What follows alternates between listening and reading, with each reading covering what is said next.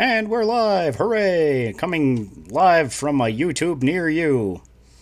Great. Yeah.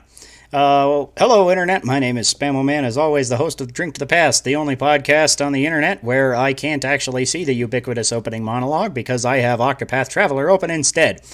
Well, it says here that the only podcast where it's Sean's birthday yesterday. It is my birthday yesterday, too, which brings us already to Sean Drinks Something Stupid. But before that, we've got to open our beers, which will be the theme song. Ah, Chris, you did it. You did it too early. I haven't started the audio version. You fool. I fucked up. I have to drink. You have to drink. Okay. Because I'm going to mix my cocktail live on stream here because it's some hilarious bullshit, basically. So anyways, I'm going to start the thing now since you already opened your beer. Fool. Hello, Internet. My name is Sean Michael Patrick Thompson, the host of Drink to the Past, also known as SpiderMan. We already did the ubiquitous opening monologue on YouTube, so you missed that 5 seconds worth of exclusive content if you're not joining us on our live audience. But that's alright, we love you just the same. So welcome audio listeners as well, if you're choosing to check us in that way. So anyways, Chris, you might have noticed that instead of my actual face, you are seeing a Discord image that is my profile picture, which is a selfie I took in Wind Waker HD with Goma. You see Goma in the background there. I mostly just see Toon Link's face, but yeah. I guess that is Goma. Kind of see Goma's eyeball glowing on the right side there. But, anyways, so today is special. As we said, yesterday was my birthday, so I'm in my birthday suit. Are you ready to see me in my birthday suit? I am not ready to see you in your birthday suit. Here I am, in my birthday suit. Because I wear a t-shirt and a hat on my birthday every year. And in fact, that is what I wear almost every day of the year. That is, You didn't expect that, did you? Well, I was really hoping you wouldn't be naked on camera. That's... You know, I thought about it just... I mean, you only see the top half of me. I thought that might be funny. But then I was like, I don't want to. It is only a male nipple. All right. So let's get into Sean Drinks Something Stupid. So I am going to actually show you the ingredients I'm mixing here live, and it's going to be absolutely balls-tastic ridiculous. So first off, we're starting with some coffee here because basically the story behind this cocktail is I invented it 15 minutes ago when I was looking at all the weird stuff people gave me for my birthday, which wasn't a whole ton, but some stuff, and I made myself coffee for my birthday because I like coffee. So anyways, so that's where the coffee came from. So we got a little bit of coffee here, and my mom brought over a little cake, so I got a piece of cake, which I'm just gonna put right into the cocktail here. Oh no. Oh. Okay, so there's coffee in there. There's cake in the coffee now, and can't be worse than a mistake. My dad got me an online order, so I've got some Kraken here. I'm going to put some Kraken in the cake coffee. And then, of course, my brother has inexplicably started a tradition where every year on my birthday he leaves a six-pack on my porch and leaves. And this year is my beer of the week. Milk Stout Nitro from Left Hand Brewery, which I believe both of us have probably had on the podcast. Oh, yeah. I mean, I drink left-hand beers probably more than any other beer, honestly. Yeah, so this is pretty good. But this one, the packaging says Shamrocked version or something for a limited time. So I'm not sure if it's like green or what. I haven't actually... I drank one earlier, but I wanted to surprise myself on the podcast, so I drank it straight out of the bottle. So this might be like green beer or something, and I'm not really sure. Can't really see. It's dark here. It looked regular stout color. So anyways, there's a little stout in there. And of course, there's a technique in fine cocktail crafting that they call muddling, which I do not do because I am just a schmuck who does not have a muddler. So I'm instead going to just smash it with a fork. You let us know how that tastes. All right, so coffee, chocolate cake, Kraken, and a bit of milk stout. you know, chocolate milk and some spiced rum, and those are kind of the main flavors of this thing. And coffee.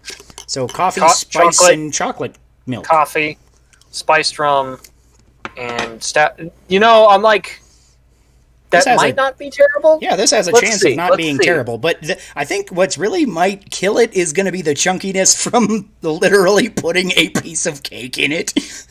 Yeah. Ooh. The chunkiness is weird, but actually that's not bad. I had a feeling the flavors would go well together. Yeah. If I had a if I had a blender, I think this would be better. Yeah, I have a blender, but it's way the hell over in my kitchen. I don't want to walk 30 feet on the podcast. That's You're not going to get up and let me ramble about absolutely nothing on the podcast. Who knows what topic I would get on that would get us demonetized. Demonetized as though we're popular enough to have monetization. Yeah. Anyways, okay, so now I'm going to start playing some Octopath Traveler, and Chris is going to talk about the Nooz'nBooz. Which guy should I start with? I would say Primrose, unless you've already started with Primrose. Primrose is who I started with my first time through, so this will be my second time through. I have beat all of the main storylines once, but never the final boss, so... I don't know her name, because I still haven't played Octopath Traveler, but start with that priest chick, I guess? Ophelia. Ophelia. Yeah, she is really awesome. Really? That's an unfortunate name. Is it? But I guess before we even do Nooz'nBooz... Yeah, because, she was like Hamlet's love interest, who also went crazy and died. Right. Yeah. Everybody went crazy and died in that play. This is not quite a fair comparison. But, fair enough. All right, I'll try Ophelia first. But, other than Octopath really, there's Traveler, not a bad character among the lot. Like, wherever you start, it's going to be a good time. She's a little less combat effective than, at least the way I built her. So, I don't know. This might be interesting as my first character. So, yeah. Definitely check out this game. Because you'll be stuck with her. Right. Yeah. So, anyway, Sean, other than...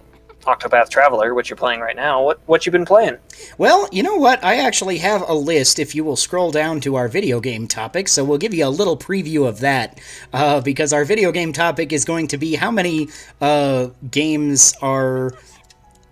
Is it, like... We're going to kind of talk about how many games you usually play at once. So I literally have a list of all of the games I've played in the past week, starting from the point last week when I streamed Undertale because Chris wasn't here.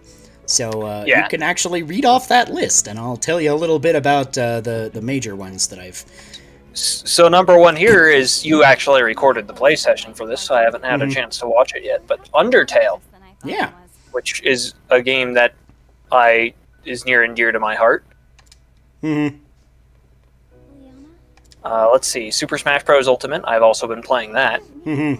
Yeah, I played a little bit more of that. I've been still frustrated that they haven't fixed the glitch with handheld mode where it will just sometimes push your buttons for you and not take inputs, which is a super strange glitch that only happens in handheld mode.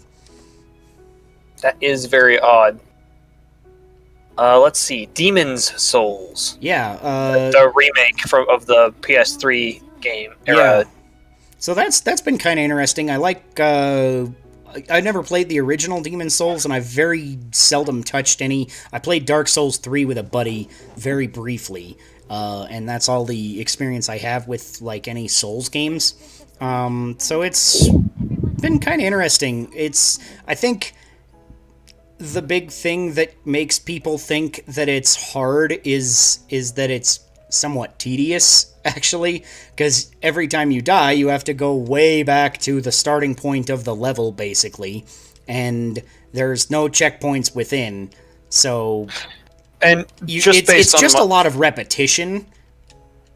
And just based on my tiny experience of playing Dark Souls, that was not an issue in Dark Souls. So, yeah, because I think Dark Souls put in more checkpoints because you got, like, the campfires every so often or something, right? Yeah. So that's a bit of an issue here because it reminds me of playing the old Ninja Gaiden where, like, like, Mook enemies and whatever aren't super difficult, but until you, like, know how to fight every one of them, it's somewhat difficult to progress through the level. But once you get there, it's not that bad.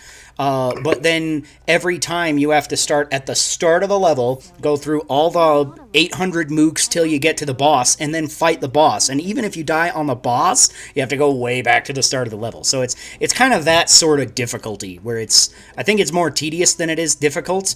And so far it's not grinding on me too bad, but occasionally I'm like, I just want to have a checkpoint, damn it. It's like, but... yeah, it's an interesting time. It's interesting to revisit, and it's graphically, I think, the most impressive thing that I've played on PS5 so far. Just the lighting in this game is really just fantastic. Everything you see is running at a nice, smooth 60 FPS the whole time, and running in native 4K as far as I can tell. So I think it's just glorious to look at. It's one of those games. It's like kind of what I heard about it is I'm like, Dark Souls is definitely the better iteration, but I've heard good things about it, I guess is what I've heard. It says here you've also been playing SpiderMan Miles Morales. Yeah, I played that briefly today. I just got that for my birthday yesterday, so thank you, wife. That's what you have a wife for, is so that they get you video games sometimes. So and also occasionally other stuff. Yeah, it's... I've only played it a little bit, but it's already kind of built on what the original PS4 Spider-Man was doing, and then it's like changing the combat system up enough to make it so I think it's going to be an interesting time. It feels like I'm kind of continuing, like, because basically all of the skill tree abilities that you have to get in the original Spider-Man, you just kind of start with them in Miles Morales, and so then you get these new unique powers to Miles. So I think that's kind of cool. Huh. Really kind of differentiates it enough to make it an interesting time. So it's really is kind of its own. It really is kind of a adding on. It's not just saying expansion pack. Kind of. It doesn't extra feel set of like maps. It is kind of more of the same so far, but I'm only like an hour in, so it's like. It's more of the same, but it's also doing enough of its own thing that I think it could be a really unique kind of game. I think so far it's a very promising sequel. Okay. It also says here Astro's Playroom. Yeah, that's a free game that comes with your PS5 pre-installed, which is actually kind of cool because it shows you all the shit that you can do with the PS5 controller. It's basically a tech demo, and I've had a decent time with that. It's a pretty fun little platformer that also shows off what the hell the PS5 controller can do. Huh. Which is also kind of funny because most of the features in the DualSense were there in the DualShock 4, and just nobody on PS4, none of the developers gave a shit. And it's like, every now and then, like, one of the games, like The Last of Us, would have you shake the controller to shake up your flashlight to charge it. And, like, I think that's the only game I played with motion controls at all. But it's got just as powerful a motion sensor as, like, the Switch Pro controller. It's just this weird, unused feature. And then it's got the touchpad, which is also very seldom used. They've kind of shoehorned it into fewer things. Okay. Let's see. Ghost of Tsushima. You've been talking about that one. Yeah, I've talked about that plenty. It's also just great on PS5 because everything loads really fast and it runs at 60 FPS all the fucking time. So, it's great. Yeah. Immortals Phoenix Rising. That is a very awkward name. Yeah, my brother got me that on Xbox. He, like, gifted it to me for my birthday, so I've played that a bit. It's very, very hard not to make Breath of the Wild comparisons with this, as a lot of people have made. It's got so many different things that you can tell are clearly inspired by, if not straight up copy and pasted from Breath of the Wild. You have a little stamina meter, you can climb anything, you glide off of giant things as you go. It's got enough of its own characteristics to where it doesn't feel like a ripoff, but I feel like at the end of it, I'm just gonna be like, this did so many cool things, but Breath of the Wild did them first, and so it will almost feel like a little bit. But the story is actually really fun, because it starts out with, like, Zeus comes to Prometheus because this ancient demon has awakened, and he needs Prometheus's help to put it back into hell or whatever. And Prometheus tells Zeus this story of how all this came to pass, and it involves this character Phoenix, which is your main character, that you kind of run around through this big open world with, and like the entire time in the background you'll just hear Zeus and Prometheus talking to each other, talking about this story, and Zeus will be like, this part is boring, skip past it, you know. It's just wacky banter in the background the whole time. It's funny. I haven't played a game this funny in a long time. I think the last good funny game I played was West of Loathing, and it's not like that funny, but it's the first like good comedy game that I've played since West of Loathing, I think. And it's been a while since I talked about that. Yeah, and West of Loathing, man, was that really 4 years ago? I'm not sure, because I think I got it 2 years ago when Limited Run did the physical version for Switch.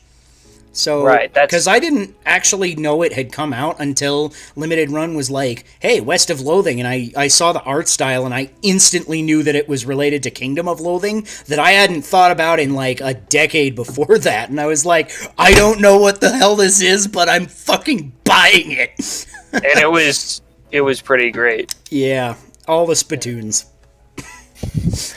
Got the stain on my hand. Nice. I didn't get all that far. I got a long ways into that game, but not all the way through it. I should go back to that game one of these days. Did you ever meet Emperor Norton of San Francisco? Doesn't sound familiar. You never got Norton's antivirus when he threw some particles in your eyes? Nice.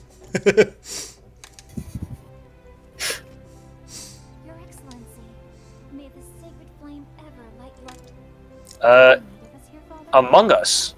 Yeah, I played Among Us with you yesterday. Yes. Because I got done with D&D, and I saw you and Josh were playing Among Us, and Nick on Discord, and I messaged you. I was like, hey, you guys playing Among Us still? And you were like, yeah, okay. And so we played a little bit of Among Us, and then some Dota 2, which is the next game there. Yeah. And then we played a bot game Dota 2 together. Yeah. So that was kind of interesting. I killed 3 guys. I'm so cool. Yeah, I'm like, I'm not ready to foist us upon real people. Mm-hmm. One day I'll get there. Probably. One. Yeah. If you play with us regularly, don't play 8 million games at once. Yeah. But we'll get to that. Yeah. Yeah. Dota 2's the big one on the list that I've been playing just a bunch of. Man, I've been on a winning streak versus real people, and I don't know if that's just because they started to ban Smurfs, or just if the game is decided that we're all noobs and it's matching me up against people who are actually like way worse than me and Josh, but we're like killing it. Nice. I've never lost a game, if that helps. Which is to say that I've been on your team every time against bots, and we've kicked their ass. Yeah, and I'm like bots are like a good place.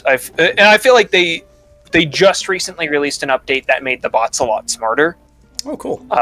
Which isn't to say that they're smart, but it is to say that they actually do sensible things now. They play closer to real people than they used to. Mm-hmm. So I'm kind of a bigger fan of them now. Mm-hmm. And then you have No More Heroes. Is that the original No More Heroes on there? Yeah, technically, the Switch port, but it is the original No More Heroes that I've been playing through, because I want to beat No More Heroes 1 and 2 again before No More Heroes 3 comes out, so I've been slowly ticking away at that. That's another good, funny game as well, which, so I guess Travis Strikes Again I might have played since West of Loathing,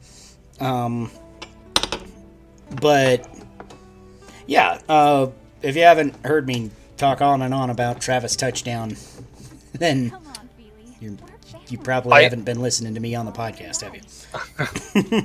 I am kind of ashamed at this point that I haven't played I never played the original No More Heroes. I had a Wii. I had like all the opportunity to play it. I just never picked it up. You want to borrow it? I got it for Wii. It's right here in this cupboard. I don't even know if my Wii still works. I might have to pick up the Switch version though. The Switch version isn't very expensive. It's like $20 for it, so it's like totally worth it. And Limited Run right now is still offering pre-orders for the physical version, and I still want to get it, but I'm still like, money. It's like, do I want to buy a game that I already own twice? Yes, I do. Because I want all the physical shit in the special edition. But the special edition of both... I would hate to get the special edition of one and not the other. So I'm like... I feel like if I get it, I have to spend $140 on the double special edition pack. And $140 is not something I really want to spend on two games I already own. But it's something I kind of want to spend on two games I already own.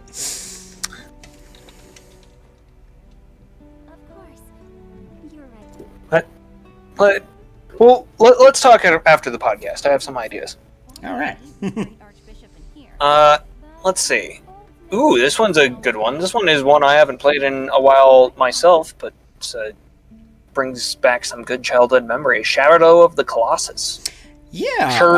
So I tried out... I wanted to try out the PlayStation 5 game streaming, because... Or not game streaming, but it's kind of game stream. You're based, what's it called? Remote play.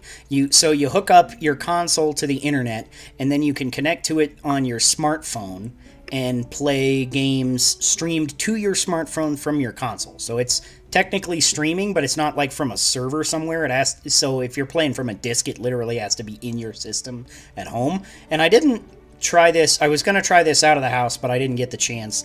But I tried it just in my house off of my Wi-Fi, and it was playable, streaming from PS5 to my phone just in my house, because I tried it on PS4, the remote play, and it was okay on PS4, but it was not great. And a couple of times in Final Fantasy VII Remake and in SpiderMan, it got like really choppy frame rate and stuff. Final Fantasy VII was really hard on it.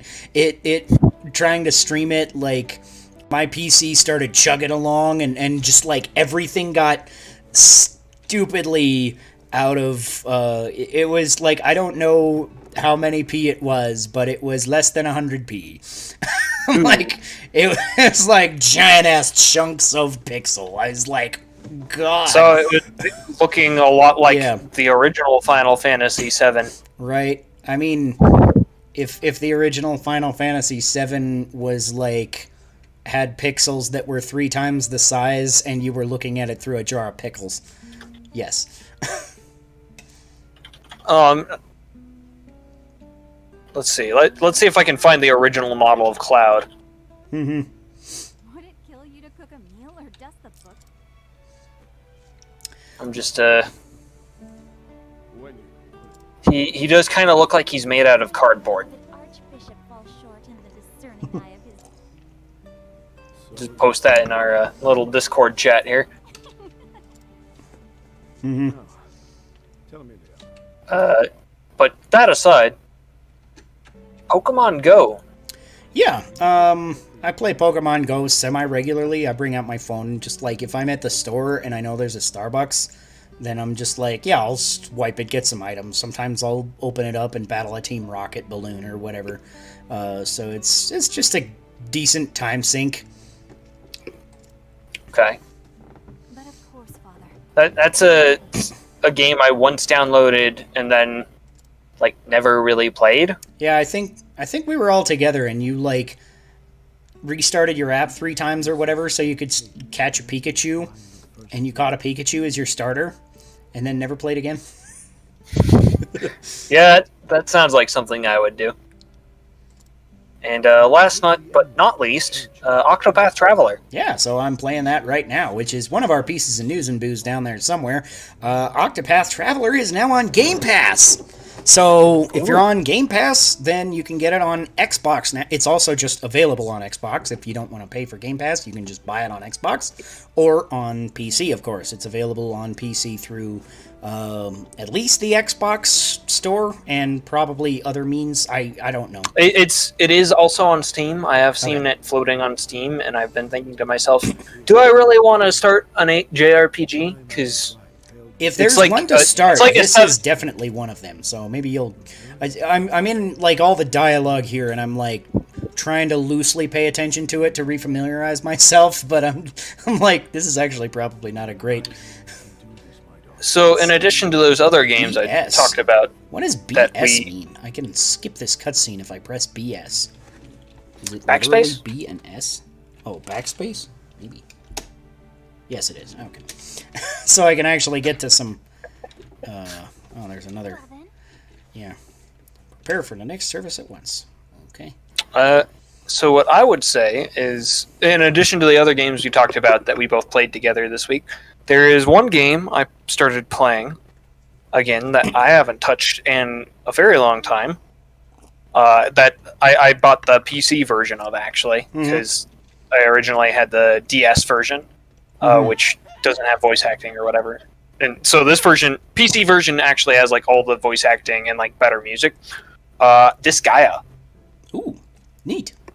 Of all things. Yeah. So in terms of taking like giant games and picking them up to play, Disgaea is one of those enormous games where you can get through probably the story campaign in like 10 to 15 hours, and then the post-game combat can last you literally hundreds of hours.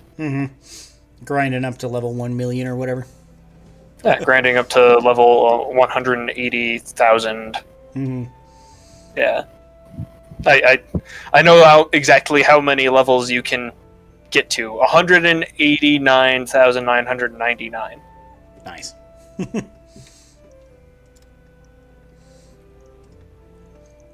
Yeah, so that sounds fun. Yeah. So, all right. Shall we get into the news and booze? Yes, let's. I believe you have a... Are you going to play your Hammered Bros song here? I gotta play the... I almost forgot this. When you were grabbing your beer, I was like, oh shit, I forgot the bagpipes. That would be awkward. So yeah, we're putting more bagpipes in the podcast. So here's our News and Booze theme song.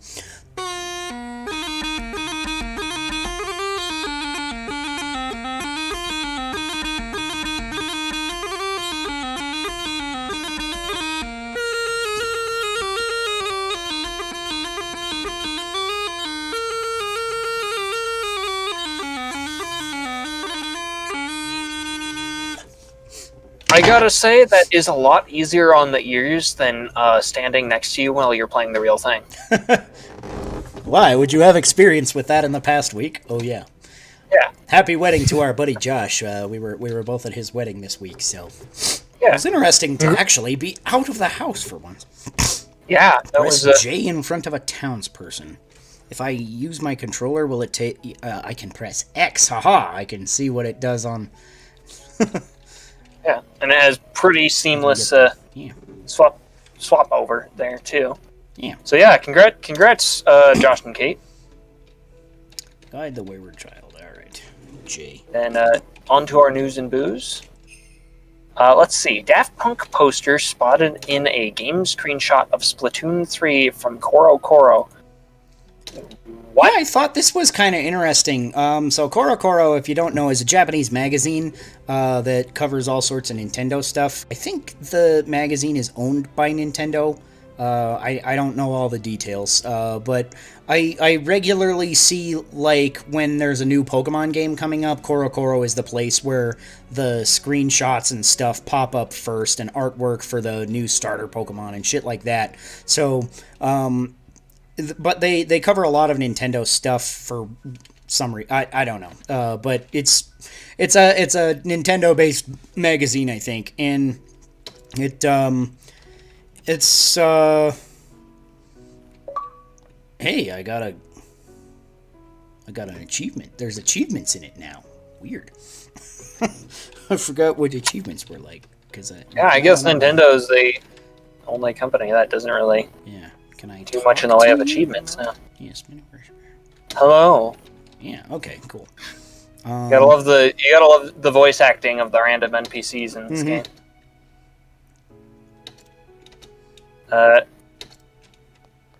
Did the rumor come out? Is Daft Punk alive again? And also, I don't know. I guess because theoretically, like, if they were just doing music for Splatoon 3 or working with Nintendo for some reason, then they might have, like, pre-recorded it or something.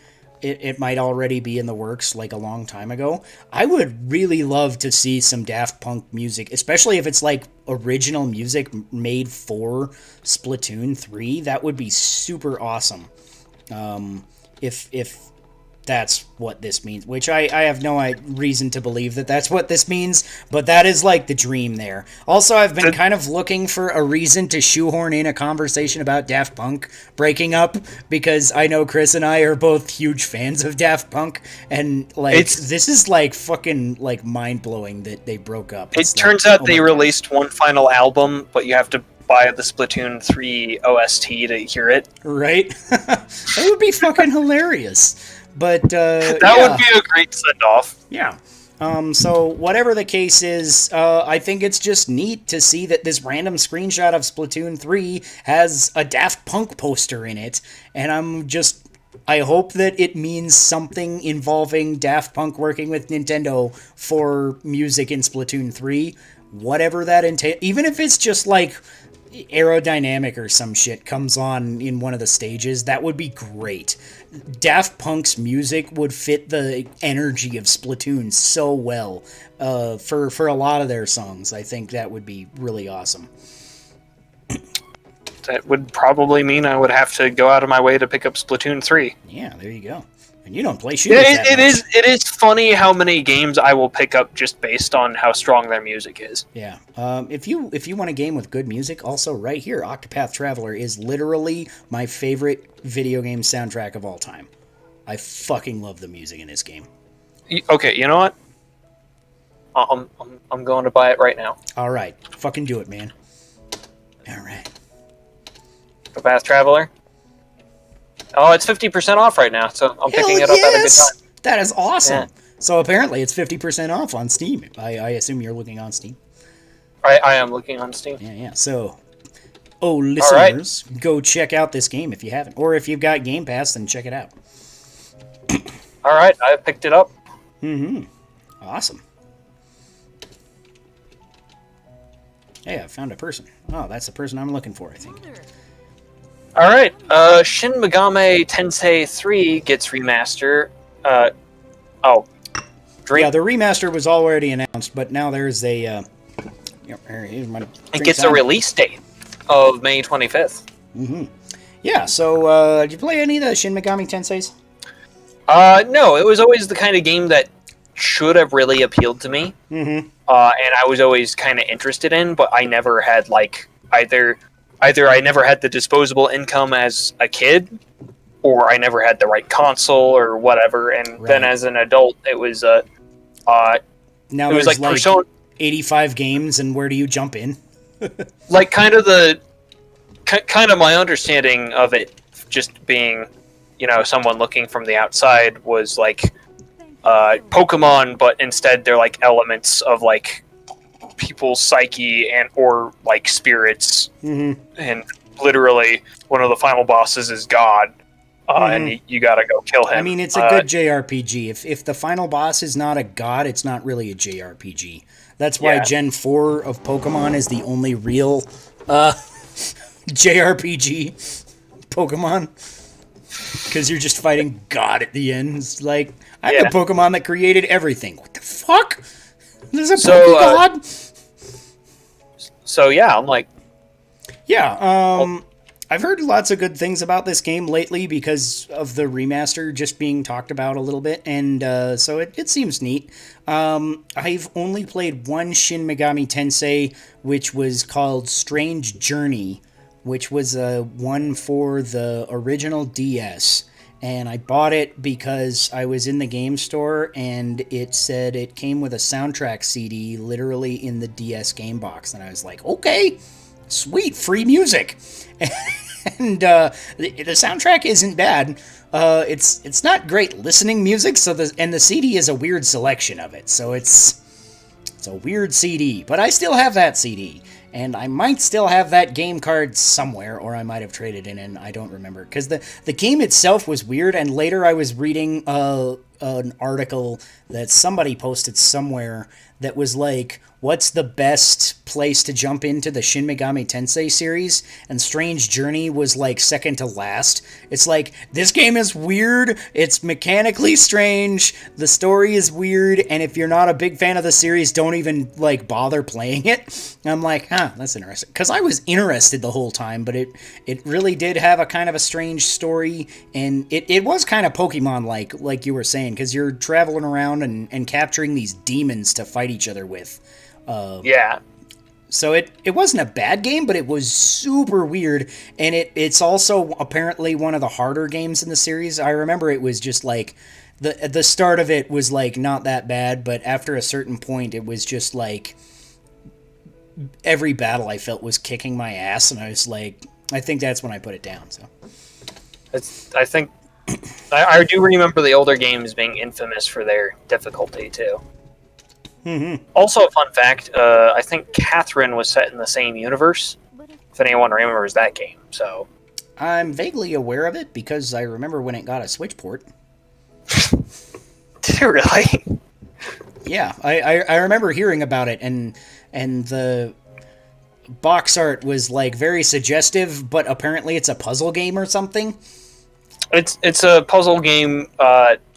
It's like, apparently it's like Q*bert, but also you're dealing with like adult relationship issues. Huh.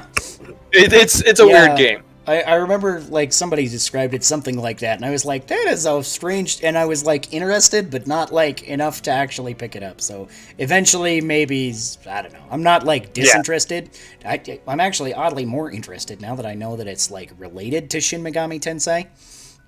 Because I remembered it was published by Atlas, and I generally like Atlas stuff, but I was like, what the fuck actually is this?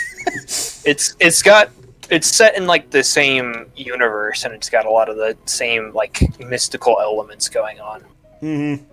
I don't know. I once upon a time when I was unemployed, I watched the cutscenes out of everything of that game, and I was like, This is a weird game. Mm-hmm. Next news and booze. New Game Pass games coming soon include Octopath Traveler, Undertale, Star Wars Squadrons, and Outriders, among several others. Yeah, so Star Wars Squadrons is kind of cool because it's a fairly new... It's on EA Plus, or whatever, that merged with Game Pass, so now if you get all the EA games too. So I think that's kind of neat. I already bought it on PS4, so I'm like, I'm fine. But, you know, it's like, it's neat that it's there. If you haven't played it and you like Star Wars space flight sims, this is a really good one for the gameplay. The story, I literally couldn't give less of a shit about. I'm like, it's not awful, it'll get you through the thing, but really you're just there to blow up spaceships. And I'm like, if you had to choose gameplay or story in a game, I would usually choose gameplay. Choose gameplay literally all of the time. Yeah. All of it. like I'm the one guy in the world that likes Triforce Heroes. The only one. Well, I'm like, I've never got the thing where people are like, oh, this game it's so meaningful, it has such a good story, and you're like, yeah, but it doesn't have gameplay. Yeah, it's not really fun. a game. Why isn't it just a movie? Yeah, I'd rather watch a movie. Yeah. If you're gonna have an interesting story, a movie is a better way of going about it. Not if you're going to have an interesting story and have that be the only thing, I should say. Interesting stories in games that take advantage of it being a game are like, that's still a good thing. Yeah. This one has 8 interesting stories. Yeah. And you get to go on, you get to travel them like a path. Yeah. As if or they like were eight. Actually, it's a very non-linear game, so that's kind of nice, actually. I dig it.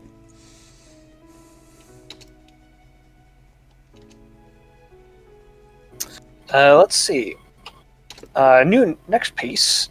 On average, according to Sarah Bond from Microsoft, Game Pass subscribers spend 20% more time playing games, play 30% more games, play 40% more genres, and crucially spend about 20% more on gaming overall.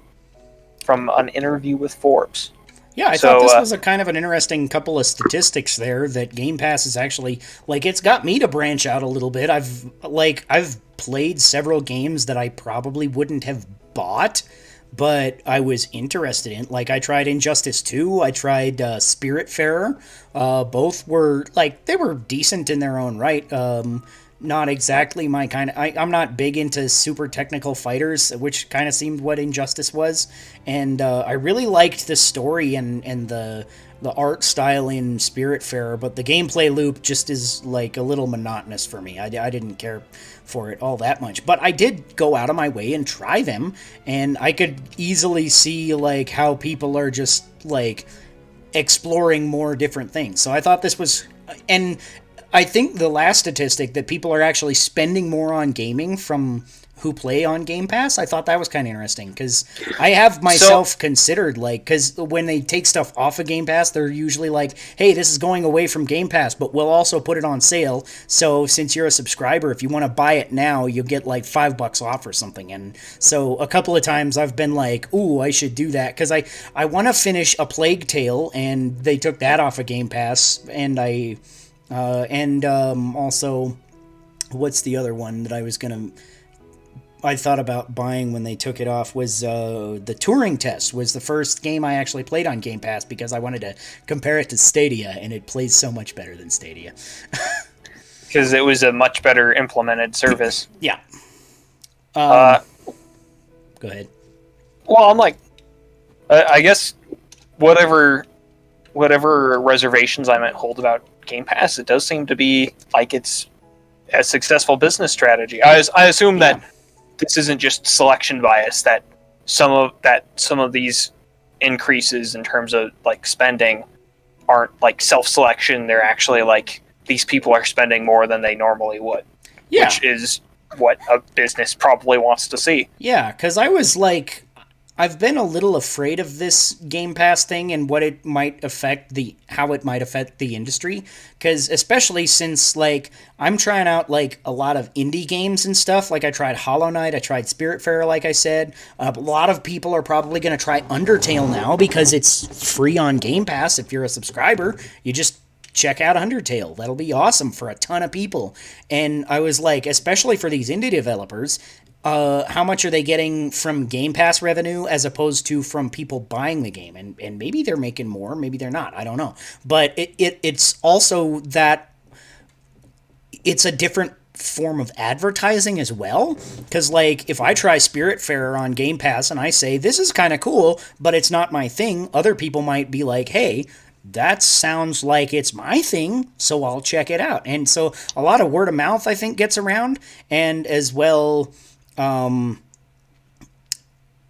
like, people I think people that do like it on Game Pass, if it's taken off, they might buy, or even if they just like it enough that, like, Spiritfarer is a game that's on a lot of other consoles too. Like, they try it on Game Pass and they're like, oh, this is alright, I'm gonna buy it on Switch because I'd rather play it on Switch, something like that. So I think it's actually doing more good for the industry than I kind of thought it would. And if what they're primarily seeing an increase in revenue from is people going out and buying games after trying them on Game Pass, then that actually does away with a lot of my reservations about it, which is that, putting games behind a streaming subscription-based paywall SaaS model, which sucks ass. Mm-hmm. The SaaS, the S is silent. Mm-hmm. The first S, not the last two S. I got a drink for that one. Yeah. All right. Well, I'm done drinking my cake, so I'm gonna get in my beer, my shamrocked milk stout, which I don't know what that means, but yeah. So yeah, looks like beer. Sounds good to me. Still dark in this corner, so I don't think it's green. It doesn't. No, it does not. I'm sad that it wasn't green, because one of the things that I hate about St. Patrick's Day is that I am totally the kind of guy who would just, like, buy a beer because it's green, except 90% of green beer is Coors Light, and I'm even if it's green, I'm not gonna do it. I'm just not gonna do. So, like, occasionally when craft breweries are like, oh, we dyed our IPA green, something like that, then I'll fucking get the green beer because it's St. Patrick's Day. It's like, I'm into that kind of stupid ass gimmick. But, like, most of the time, it's like, even craft breweries a lot are just like, oh yeah, our light lager or our Kolsch or something is green now. And I'm just like, it's still just not really my style of beer. And they're not. If it's a craft beer, I'll be more likely to do it, but most of the time when I'm, like, playing bars and stuff around St. Patrick's Day time, playing bagpipes and shit, I'm just like, I want a green beer, except I don't want it to be a Coors. Like, if they made green Guinness, I would buy the shit out of that. They could make green Guinness year-round. They could, and I would buy the shit out of it year-round. It's true. Yeah. Chad Stahelski, I think that's how you pronounce that, director of the John Wick trilogy, is directing a Ghost of Tsushima movie. Yeah, so I think this is kind of cool, especially since Ghost of Tsushima is, like, somewhat based on the old Akira Kurosawa films, like Seven Samurai and that kind of thing. So I think a Ghost of Tsushima movie would be really super awesome. And the fact that it's directed by the dude that did John Wick, which I haven't seen any of those movies, but I know they're just kind of balls to the wall action. I think that might be a decent fit. I think that could be cool. And having not seen John Wick or played Ghost of Tsushima, I'll just have to wait and see myself. Yeah, I guess. Square Enix presents Yeah, Life so is there's Strange. a bunch of different little announcements in here. If you want to just kind of go through rapid fire on them, and then if there's any one that sticks out to you, want to like talk about, then we can take an aside. But there's kind of a lot, because the Square Enix Presents was just Square Enix Nintendo Direct. Basically, it was a okay presentation overall. But go ahead and read through them. Kind of the same thing. Yeah. Life is Strange True Colors coming out in September to Google Stadia, PlayStation 4, PlayStation 5, Windows PC, Xbox One, and Xbox Series X. Wow. Google Stadia is still a thing? It is. They keep emailing me. Life is Strange 1 and 2 getting remasters. Okay. Forspoken coming 2022 to PS5 and PC, announced last year as Project Athia. Let's see. Balan Wonderworld trailer. And at a separate time, they also announced Balan Wonderworld will be getting a day one patch to fix movement and camera controls based off of demo feedback. Okay. I think that's kind of weird because, like, movement and camera controls are, like, very core. All of the things in a platformer, right? Like, all of them. So, like, you fucked up so bad that you need a day one patch to fix the core mechanic behind your genre? What the fuck? I would not buy this game based off of that information alone. It's so weird. And it's like, I'm not super interested in this, like, anyways. It's done by one of the dudes that did Nights into Dreams or something is directing it. What's his name? Yuji Naka? Yuji Naka? Yeah. So, like, I feel like there's a crowd for it still, but this is just, like, a weird... I don't know, I wasn't that into Nights into Dreams. Like, it wasn't terrible, but this just looks like kind of weird and boring, and I'm just like, maybe if I had like 80 pounds of acid to drink before... I'm gonna... Hearing that Yuji Naka is involved, I'm like, alright, I might follow up and see like what the reviews are like. Yeah, because I know you were big into Nights into Dreams. Yeah, I was big into Nights into Dreams. I was also... I love that game, and then you and several other people were like, why? I'm like, it's not a bad game. I just don't understand the point. Yeah. I don't know. It's like... Fair enough. It's just kind of weird. Maybe that's why it appealed to me. I don't know. You did give a best man speech this week about how you and Josh connect over nonsense. That's true. I did do that. Black Panther and Hawkeye coming to Marvel's Avengers as DLC. Yeah, I thought this game was done, but apparently it's getting DLC. Huh. Nobody's talked about it in a while, and nobody said anything good when it came out, so... They're just trying to wring out the last few drops there. Yeah, I guess. See if they can get just a little more money. So if you're into Black Panther, maybe you should check it out. I mean, I like Black Panther, and I like Hawkeye, but I'm just like... I don't know, after all the reviews and stuff, I'm just like... whatever. Yeah. Tomb Raider Definitive Survivor Trilogy, a collection of all 3 reboot Tomb Raider games, currently available for $19.99 on PlayStation and Microsoft's online outlets, but will go up to $49.99 in 2 weeks. Yeah, so it's kind of like an introductory sale, basically. I expect it to go on sale for $20 on every holiday and everything like that, too, like games do these days.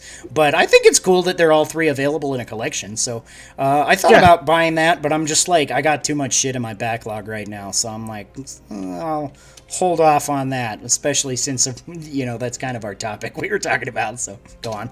And also, apparently the deal is PS4 exclusive, and you can't get it on PS5.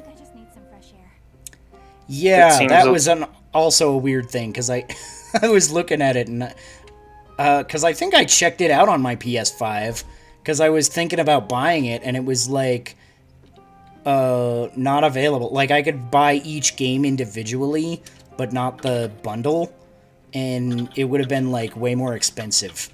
And I was like, what the hell? And I checked it out, and it's like, it's available on the PS4 store, but not the PS5 store. So I don't know if you can get it, like, if you buy it online on the, like, PSN, like, website or something, then maybe you can play it on PS5. Or if you buy it on PS4, I mean, PS4 games are compatible with PS5, so...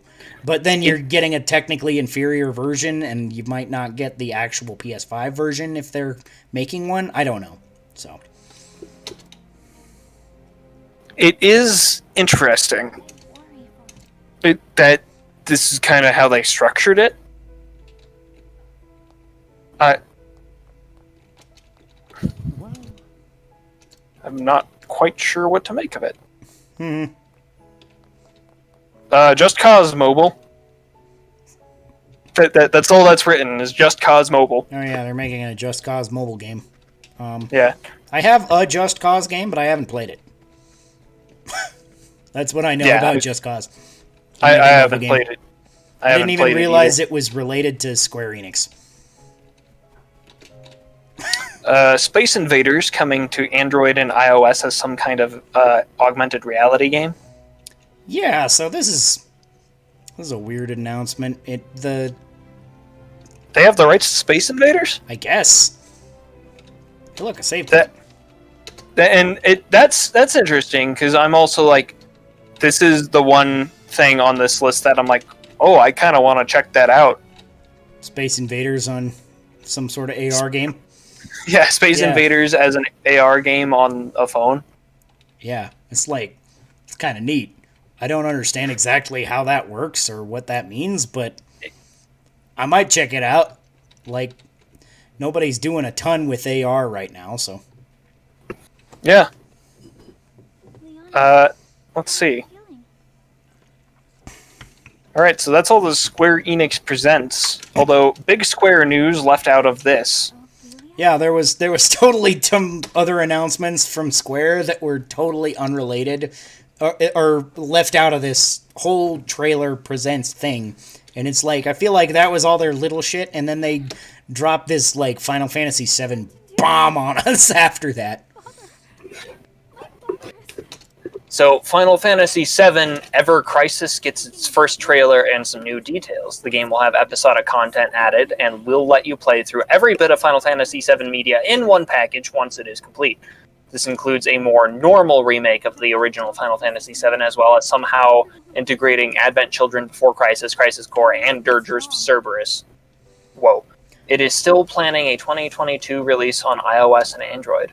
Yeah, so I'm suddenly super interested in this. The trailer, like, looks like it's just, like, an HD remaster of Final Fantasy VII. But somehow it's going to start from the very beginning with the other stuff, like Crisis Core, and go all the way through, like, Dirge Cerberus and Advent Children in one game. But it's going to do so in, like, episodes that will release at regular increments that I assume, since it's a mobile game, it'll be like $5 an episode or $10 an episode or something. So you'll have to pay for bits and pieces over time to get the whole thing. But what since it's Square? Releasing bit by bit, I'm like, if it's a fun game to play, I'm absolutely gonna pay all that. But, like, if it's not fun, then I'm just gonna be like, whatever, I'll wait for more Remake Part 2, you know? It is weird to me that the most exciting two announcements were an afterthought at the end of the Square announces, and one that wasn't even in the Square announces. You're right. This is so weird. And I'm not, like, ordinarily into mobile games even, but I'm gonna fucking play this shit when it comes out. I'm just like, alright, more Final Fantasy VII, that's okay by me. I feel like its only downfall is that it's a mobile game, and I feel like this would be ripe for, like, releasing on... Maybe once it's all out, maybe they'll release it on consoles or something? I don't know. Or mobile games like this have often, from Square, been ported to Switch later, like Final Fantasy 15 Pocket Edition and stuff like that. So it's possible we could see it on Switch at some point, maybe. I'd buy it on Switch.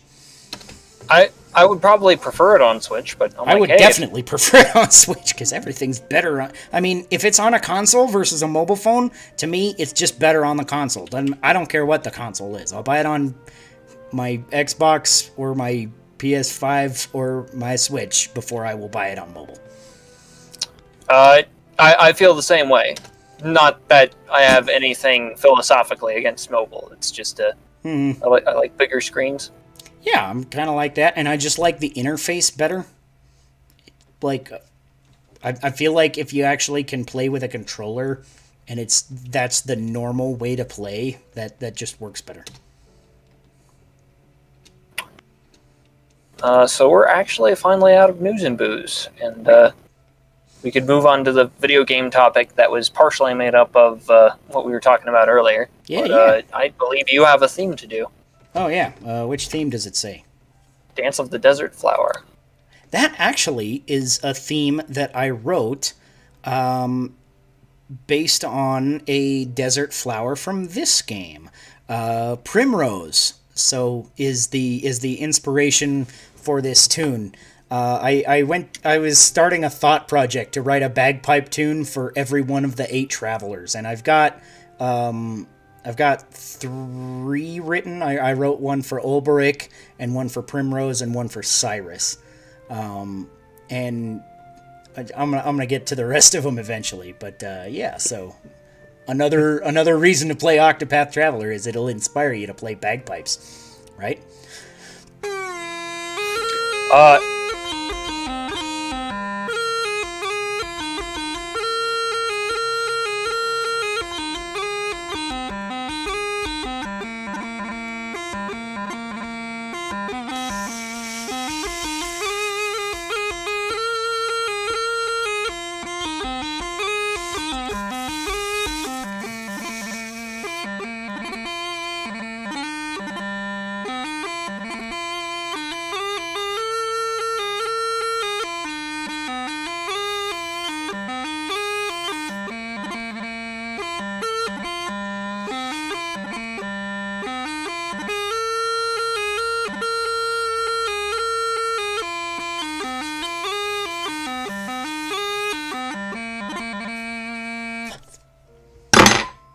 There you go. I keep on hearing some weird, like, blowing noise. Huh. That was... Yeah, I'm not sure what That's that weird. was. It's recording separately for me on the stream as opposed to Discord, so theoretically that should come out okay on the stream. So if my bagpipes sound weird on the stream, then let us know. Because Discord cuts in and out the mic based on noise activity, but the stream should just be taking the whole tune. I could hear the bagpipes just fine. It's just there was also like a blowing noise in the background. Okay, occasionally like as though I was exhaling through my nose. As though you were exhaling through your nose or letting out like a very quiet but very like drafty fart. That's possible, because when I'm circular breathing, I do blow through my nose, so maybe I'll have to work on pointing my nose away from the mic or something. I didn't think about that, because, I mean, who thinks about circular breathing next to a microphone, right? You'll just have to stick some straws in there and angle them away. It'll look fucking hilarious. That's an amazing plan. Our video game topic: how many games can you or should you play at once? Yeah, so that's considering the ridiculous amount of games you just played inside of 1 week. Yeah, inside the last week. What is that? 13 games on that list, I think. That's a lot of games for 1 week from me. Yeah, that is 13. So I was wondering how many games you usually play in a week, if it's even close to that. Or if you skip around games a lot, or if you focus on one game more? I usually play, I'd say 3 a week, and those depend on basically who I've been playing with. Sometimes if I'm like on a kick, I might binge on like a bunch of like kind of bite-sized games. Mm-hmm. But like as of late, I've been playing a bunch of like good old standbys. It's like, oh, Super Smash Bros. Ultimate. Oh, Dota 2. Oh, Among Us. There you go. Yeah, so I kind of... I skip around more than I think I thought I did. Because I was thinking about this, especially with getting a new console and, like, still being kind of in the new console experience for my Xbox as well. Especially with Game Pass now, you know, because I can just, like I've got so many games downloaded, too, that, I haven't played. I've got downloaded the original Resident Evil is on Game Pass, and Morrowind just got on Game Pass, so I downloaded that, and I've got Lord of the Rings Battle for Middle-earth or something on my PC from Game Pass, and I've got all these games that I'm just like, yeah, I'll get to that eventually, probably, and I haven't got to a ton of them, and, you know, then because I have some of my good standbys like you, like, I play Halo with my brother somewhat regularly, and I just bought Marathon 2, actually, on Xbox to play with my brother, because we used to play Marathon when we were growing up a ton before Halo was even released. So that's how big of a Halo fan I am. I played Halo before Halo existed. I kind of think my thing with playing like a whole bunch of games at once is that I always feel like whenever I start a game, I want to give the game like its proper attention, right? Yeah. I want to be like, because there are so many games out there, not just games, good games, like well thought out games that are willing to suck you in for like 40 to 50 hours or more. Yeah. And I won't tell you how long my first playthrough of Octopath Traveler took then. And I feel like I have this enormous backlog of incredible games that I just don't have the time to get to, and I look at them and I'm like, which of these do I want to spend like weeks of my life on? And I end up coming to the conclusion, well, I could always go back to Dota 2 and play more of that, because it's an unfortunate truth of life, because I regularly come back and like play Ocarina of Time again, or like I said, Morrowind now. Just like, I just replayed that last year. I didn't beat the whole thing. I've never beat the whole thing. I just like wander around and do shit forever and forget there's a story and find dungeons and artifacts and bullshit. kind of one of the sad things about games being so popular and attracting so much like bright, talented people who want to develop them, and they go out and develop their own games, is that there are so many good games out there that you'll never get a chance to like give all of them the attention they deserve.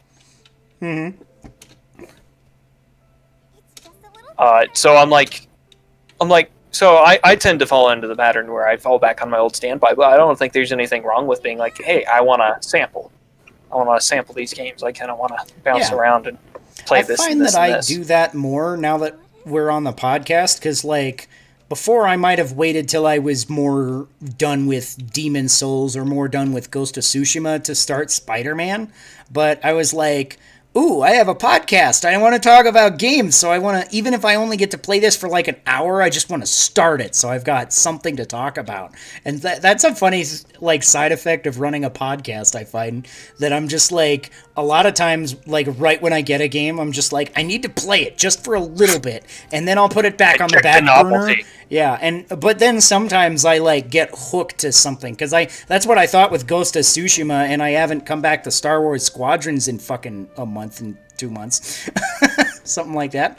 So I'm like, I still like Star Wars Squadrons. I want to come back to it at some point. But then I was like, I got into, because one of the other things that I kind of do is I have like a game that I play when my kids are awake, and I have a game that I play when my kids are asleep, because my kids are in an age group where they should not be seeing all of the things that I am playing, basically. They're 4 and 6. I'm just like, yeah, you don't need to watch me play Demon Souls and Ghost of Tsushima right now. I don't need that kind of traumatization in my child right now. You don't need that in your childhood, right? So it's a little intense for young kids. I remember when I was 6 and I was scared of the Hyrule Field at night in Ocarina of Time because of skeletons that would come out. Yeah, and they're probably on par with the, blood and gore of Doom Eternal, right?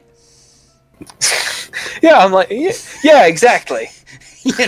Yeah. I don't know, but I had a weird experience one time when I just got The Last of Us Part 2, and there's a scene fairly close to the start that I didn't really see coming, and I noticed that my kid was out of bed as this scene was happening, and I don't know how much, if anything, they saw, but it involves a character just getting mercilessly beaten to death with a golf club. Beautiful. It is like one of the most graphically intense moments I've seen in a video game, and I'm just like, oh fuck, did you watch that? I mean, the creator of Earthbound, apparently a lot of that game came from his childhood trauma of wandering into a movie where a woman was getting murdered and misunderstanding what the scene was about. So, I don't know, maybe in like 30 years that'll be like inspiration for something. Right. It's like back when we were covering that, when the kids watching Detective Pikachu, like, I guess they put in the wrong movie and it was like some horror movie.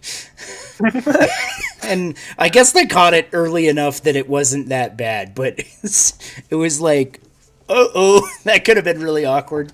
Some R-rated gory horror flick or something was in the projector instead of Detective Pikachu. That would have been bad for the timing there. Let's see. Do we have any final thoughts on this one?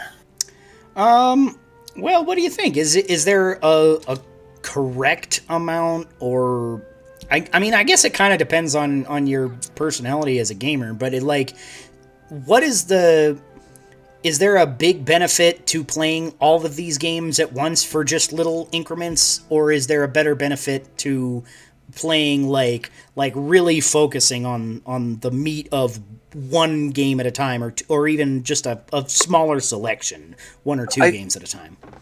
I would make and I'm not fully convinced of this, but I would make the argument that focusing on one game for a stretch, one game or a few games for a stretch, tends to give you a deeper understanding of how those individual games are put together. Mm-hmm. And I feel like you have more of a relationship with the game. You have more time to be like, this game helped defines a part of my life. Whereas I feel like brushing against the surface of a bunch of games, like putting in a few hours here, a few hours here, a few hours there. I'm like, I don't think there's anything that wrong with it, but it tend to have less of a sense of all of them. Mm-hmm.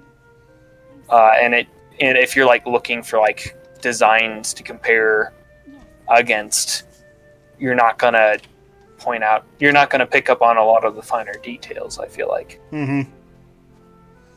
Of course, with a lot of these games that you listed here, I'm like, you already had a pretty good sense of a lot of them because you'd played them before.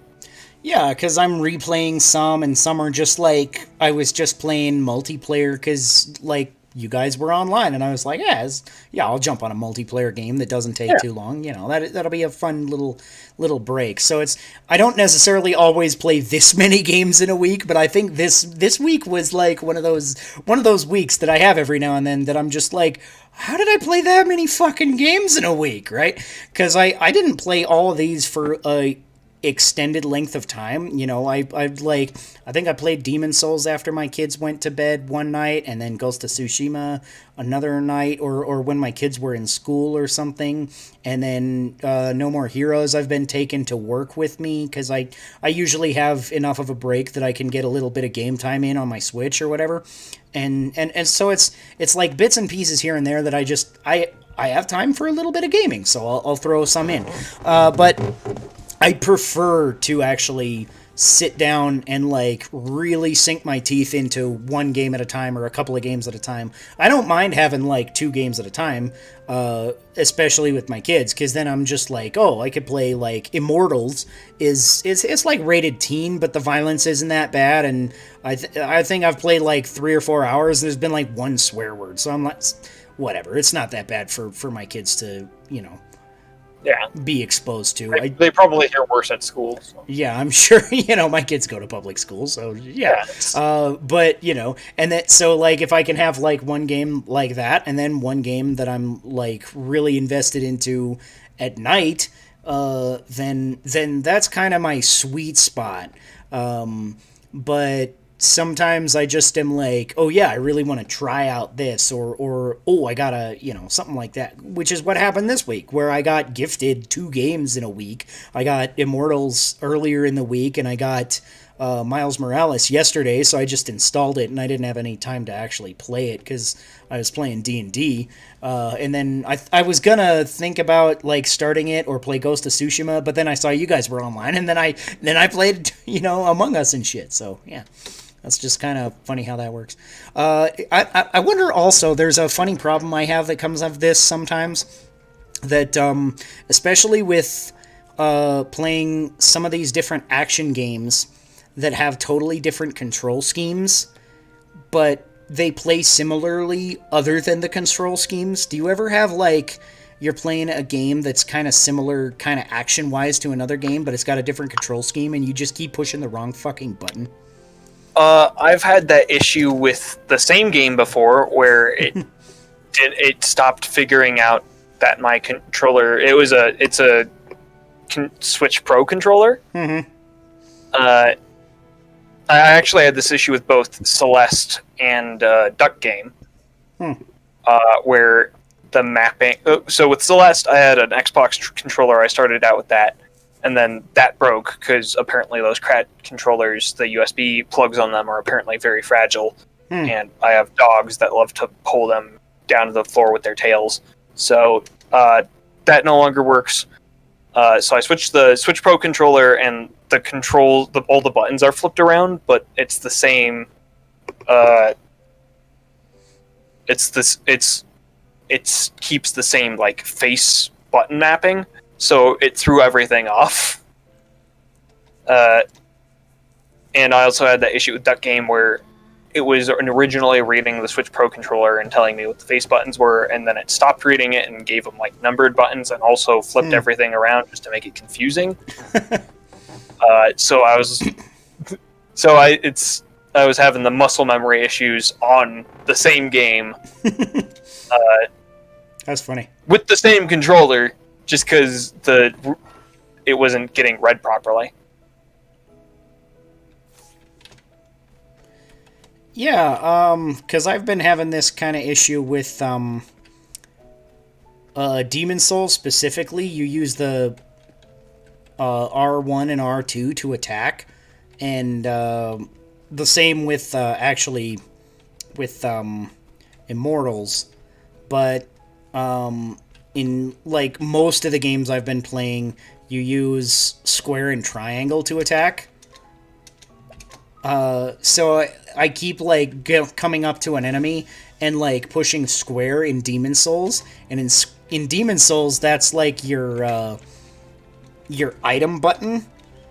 So I'm just like, I run up to the zombie, and instead of attacking him, Demon Souls, one of the things I think probably is what people think it's hard for is once you're used to it, it's not that bad. But when you use an item, you literally just stand still. You can't move until you're done with the item action. And so I'll be like, I'll just eat a potion at full health.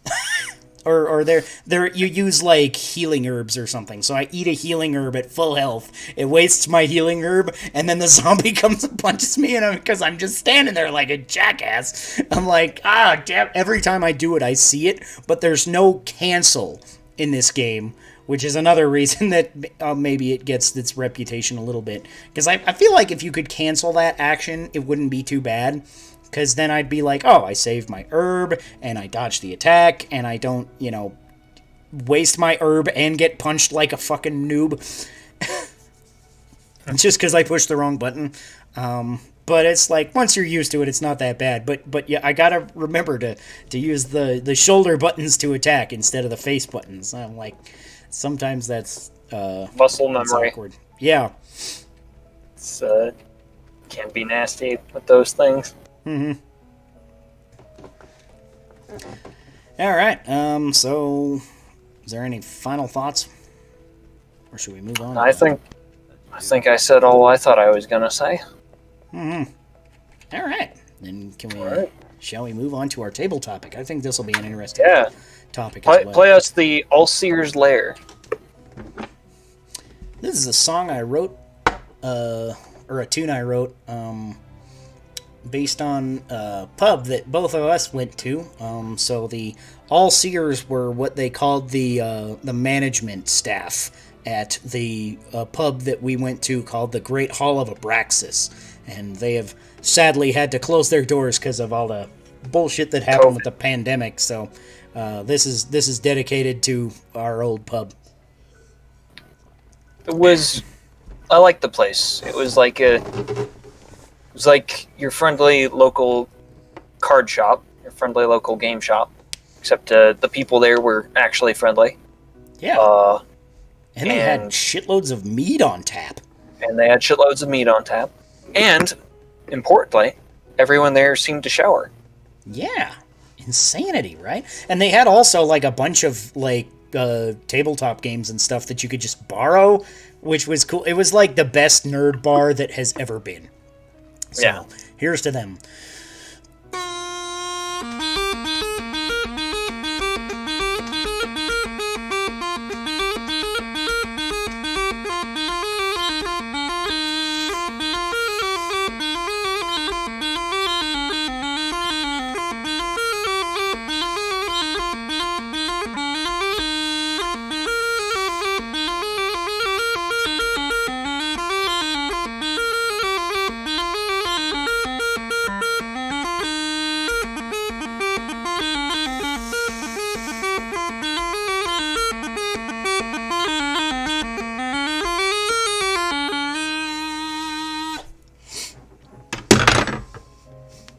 Yay. And the crowd goes wild. It's, my dog's like, what the fuck was that? see. Table topic for today is dealing with power gamers. How much to nerf and how much to buff your bad guys. What other strategies to employ? And this is a topic that is near and dear to my heart as both a unrepentant power gamer and somebody who runs games pretty regularly. Mm-hmm. Yeah, I thought this might be a kind of an interesting discussion because I don't run into this all the time, but every now and then I do, where one player is super power gamey, or a few players are just more knowledgeable about the system, and so there'll be an imbalance in player power, not because there's a level difference or anything, but just because some players are either more akin to power gaming or just know the system in and out. Yeah, in and out, so that we make a level 1 character, I know the best statistical way to make the best fighter, and then their damage output is totally outclassing the new player or whatever. Alright, now I gotta learn how to actually Healing Grape. Got a Healing Grape? Yeah, I'm watching the YouTube stream as opposed to the Discord stream. Oh, is that what I got out of that chest? I didn't look. It was a Healing Grape. Cool, I have a Healing I didn't know that was the healing item in this game. Well, I think you hit the nail on the head, because I was just about to say the same thing, is that I feel like the issue with power gaming isn't generally about power level of what one player, getting powerful, but it's about the imbalance in the party. And I think in theory, my favorite approach to dealing with that is just recruit the player who does the power gaming to help boost up all the other characters. Yeah, actually, that's a very good thought, isn't it? Yeah. Yeah, especially when you're if you're making characters at the start of a campaign or something that one player is really good at that kind of thing, that they can kind of walk the the newer player through. So situationally, I think that could be a good strategy to use. I think I'm not sure it kind of has the same effect in an online world where most likely players are all making their characters separately with maybe the input of the GM or something, and then it also, power gaming is not necessarily all in the build. It also comes down to how well you actually know how to play the character once it's built as well. Yeah, I would say the one... My controller's vibrating over here, even though I'm using the keyboard. It's I'm what the hell's going on? It's just I would say on top of my computer. The one big issue with my one big issue with 3.5 would be the tendency for everybody to go off in separate corners and make their own characters. When I feel character building, when you're playing a game together, I feel character building together is one of the good group activities you can do. Mm-hmm.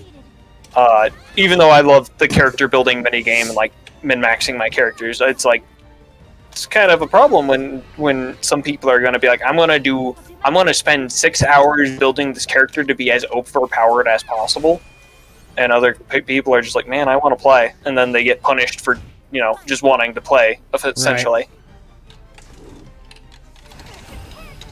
So, not a workable solution in every circumstance, I would say. Mm-hmm.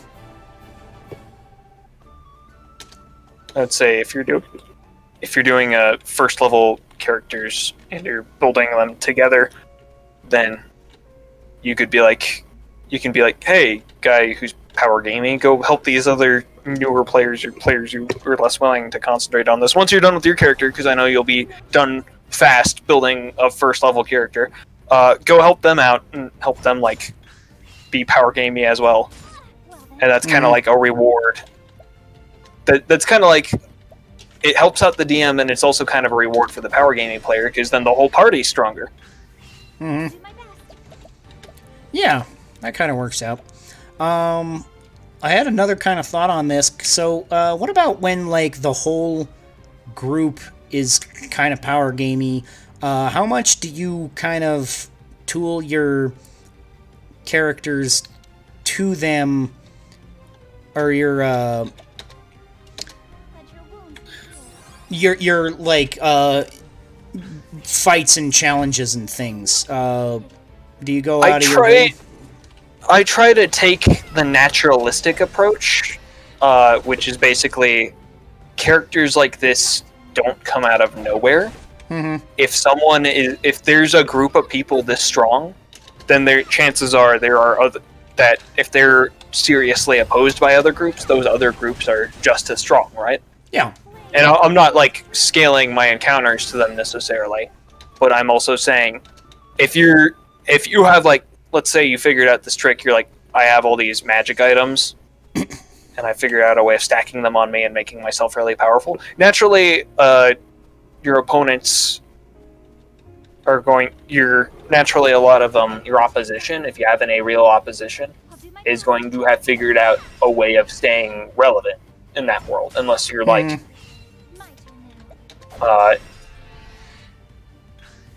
what is it? Unless you're saying, hey, these characters are brand new, exceptional, they're doing things nobody else has ever done before, which could be its own kind of thing.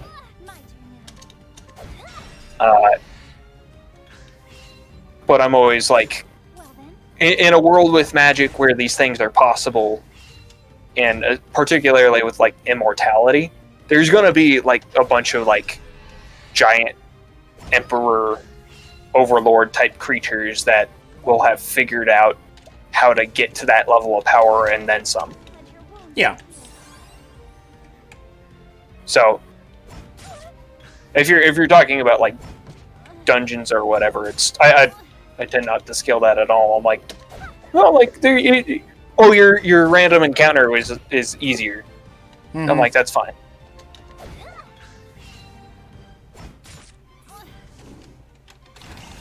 I don't worry too much about that. Yeah. What if you're having a problem, like, literally in the middle of a session? And... Sorry, I'm about to die here, so I'm also trying to not die. But... You should eat that healing grape. Yeah. Luckily, I'm a cleric, so I can, like, just... Except for I'm blind... Oh, alright. Now I'm not blinded anymore. That'll fucking help. There we go. That will help. And now I can... If you're having a problem in the middle of a session? Yeah, so if you're having a problem in the middle of a session, like, do you ever, like, kind of tweak your monster's stats on the fly? Just kind of like, oh, these guys are face-rolling the entire dungeon. Do you ever just like, oh, yeah, he didn't have 15 hit points, he had 35. Or you know, whatever, just to make it a more interesting challenge in the moment? No, I've never done that. I'm kind of philosophically opposed to doing that. Obviously, you do, like if you're running a game, you do the style you want to do. Yeah. But for me, I'm like, no, I wrote this thing down. I feel like I don't want to adjust the difficulty up because I feel like the players are getting to it too easily. I just want to take that lesson into account for like future parts of the game. But I also feel like a good alternative to that would be like, hey, I have some reward mechanic. I can be like, hey guys, this seems like really easy for you, as like a metagame thing. Do you want me to like make this like 3 times as hard, but also give you like an action point or whatever for it? Yeah, that's an interesting way of handling that. I feel like with the power gamey type people, that most of the time they'll be like, yeah, we can still kick their ass at 3 times as powerful, and we'll get an action point. So it's kind of like a win-win, I feel like. And I tend to be very explicit with those kinds of things. I'm all rolls out in the open kind of all rolls out in the open. When I make decisions like that, I usually tend to be very open about them. I don't want to be deceptive about it, I guess. Which, again, there's nothing inherently wrong with. I don't think there's anything morally wrong or inherently wrong with doing it the other way, but this is a personal thing. Yeah, for me, I do that. I will admit it, as a DM, I do that sometimes, but it's not it's not necessarily because I feel like as a response to power gaming. Most of the time when I do that, I feel like it's because I kind of... It usually comes up because our group is so sporadic of, like, how many people are there at a time. So sometimes I'll, like, make encounters in my prep that are, like, assuming X difficulty level, right? And then 2 people will show up instead of 5. So I'll be like, okay, scale this back. Everybody does a little less damage, has a little lower hit points, stuff like that. And then sometimes, like, 8 people will show up, and I'll be DMing for 8 people. So then So, do you ever do that kind of thing?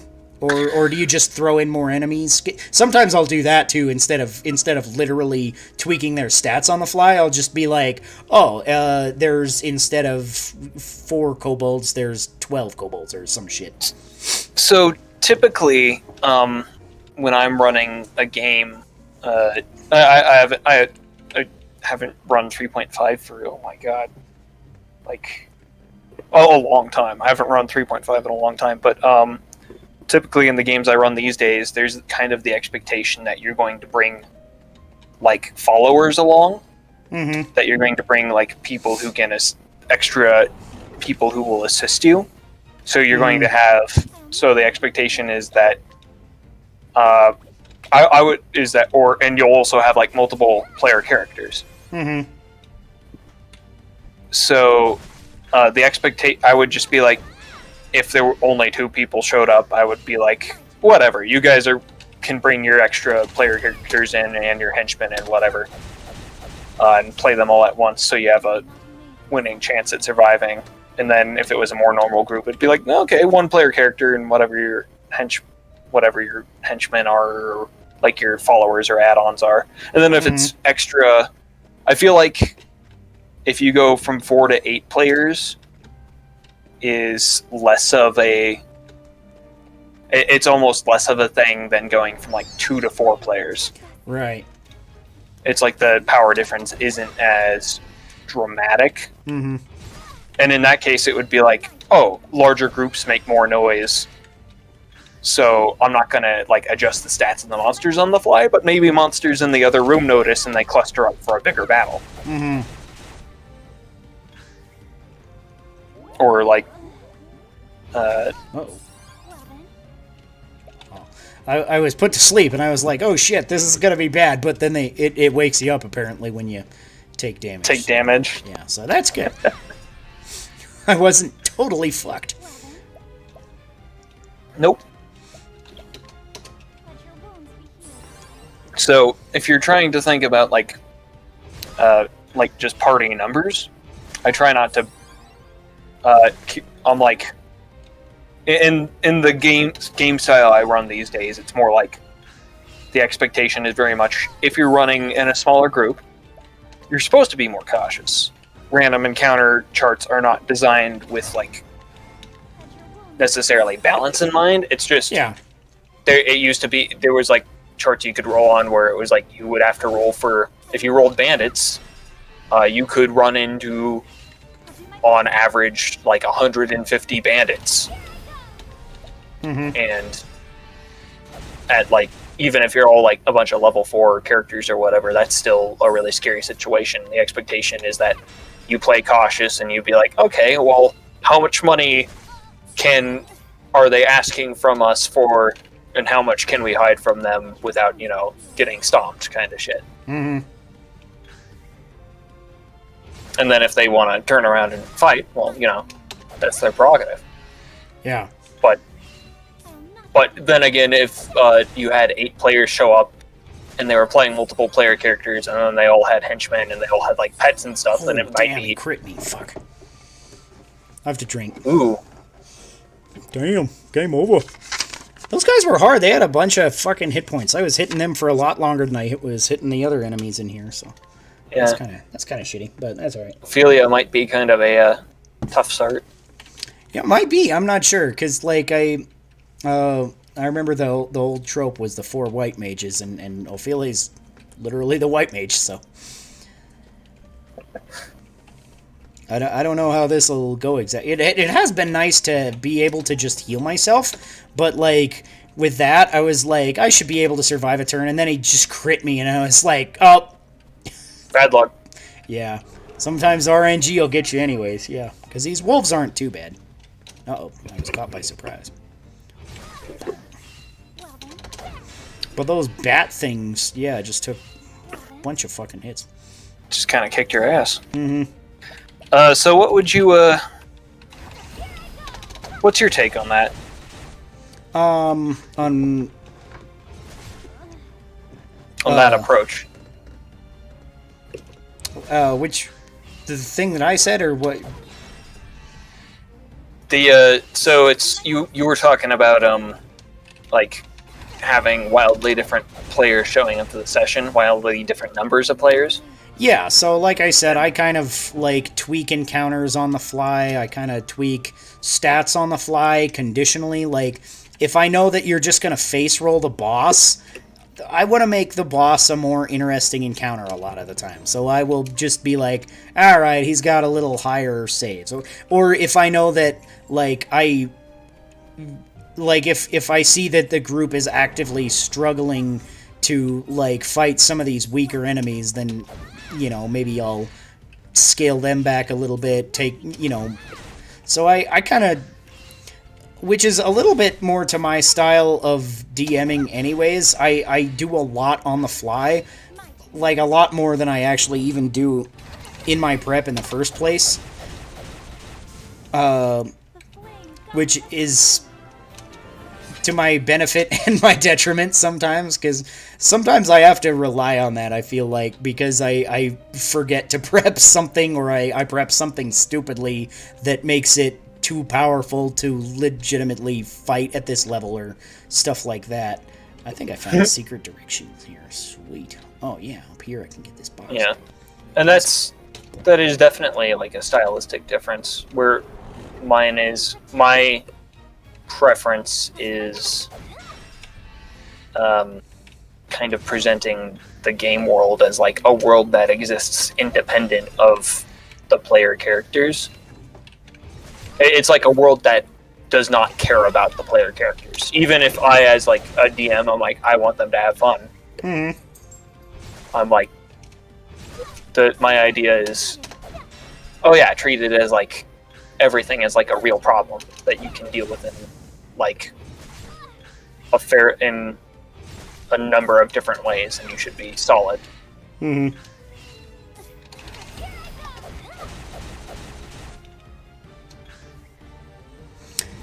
Yeah, I kind of like to look at it that way to an extent, but I also am lazy during my prep. Like, you've read my prep notes from different things. It's everything's written in shorthand. I don't fully stat out monsters. I'm just like, I give it hit points and saving throw modifiers and attacks. That's all I need. I did write up a thing for Pathfinder where I called it the Pathfinder Rosetta Stone, where it was just, oh yeah, this is the shorthand for writing out monster stats. If it has a special ability, you're the fucking DM. You know how a special ability works. Mm-hmm. You don't need everything to have like a precise rules interaction, because that, honestly, if you're not a player, who cares? That shit is just going to limit you if you're running the game. Mm-hmm. It's like, if the player's like, oh, but is it this kind of thing? Then you can kind of figure out an answer. Mm-hmm. You don't even have to make one up. You can be like, oh yeah, it's similar to like this ability, so yeah, it is this kind of thing. Or no, it's not. Mm-hmm.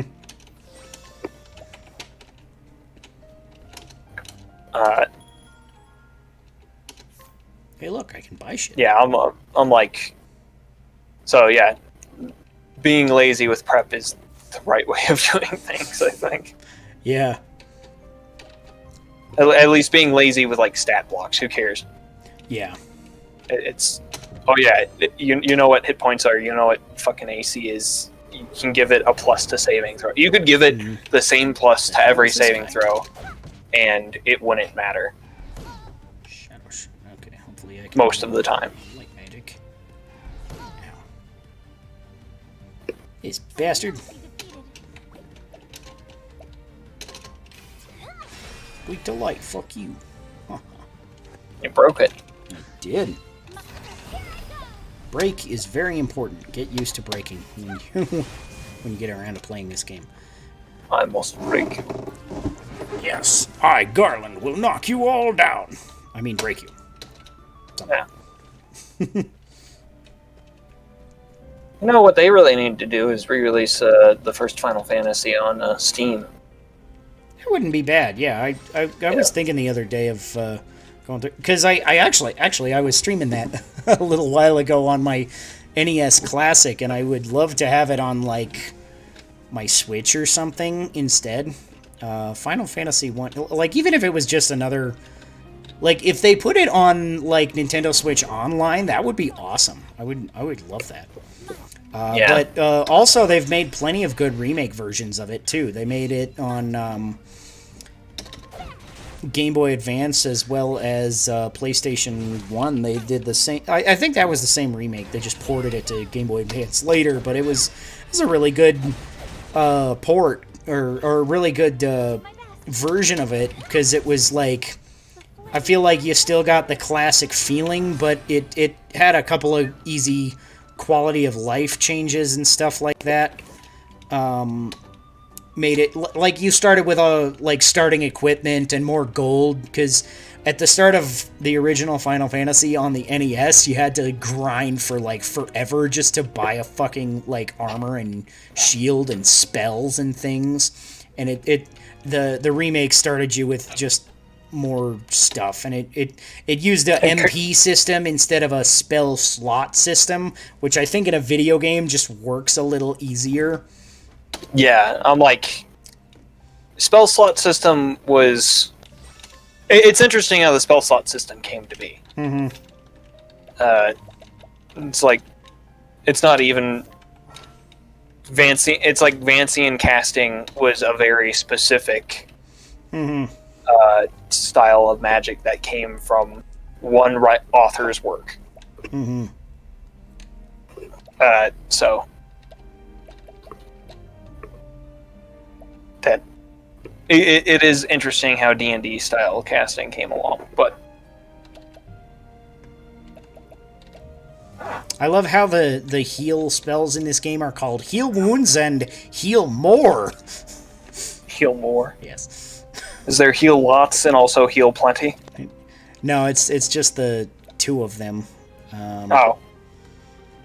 At least for this class. There's also the Apothecary class can also do healing abilities, but they're not magic. This is called something else. They're Apothecary abilities instead of Cleric abilities, but they do similar things. But it's kind of cool, actually, because there's two healing classes, but they feel totally different, because the Apothecary heals one target at a time, and the Cleric heals all targets, multiple targets, and so I think that's kind of cool that they have two classes that are very similar in style, but they play totally differently. I think it's great design. I'm trying to decide what I should get. Luminescence? That's not bad. I've got I've got the Holy Light damage to a single foe spell already. I might get Heal More, just to increase my survivability without spending my boost points. Because there's probably get Heal More eventually, right? Yeah. Well, I guess I'll get all of them eventually, is how the game works. But is Luminescence an AoE? Yeah, Luminescence is to all foes. It's like my Holy Light, but it hits everybody. That might be better. Yeah, I for don't you remember if this boss is like has any ads or anything, so that might be better.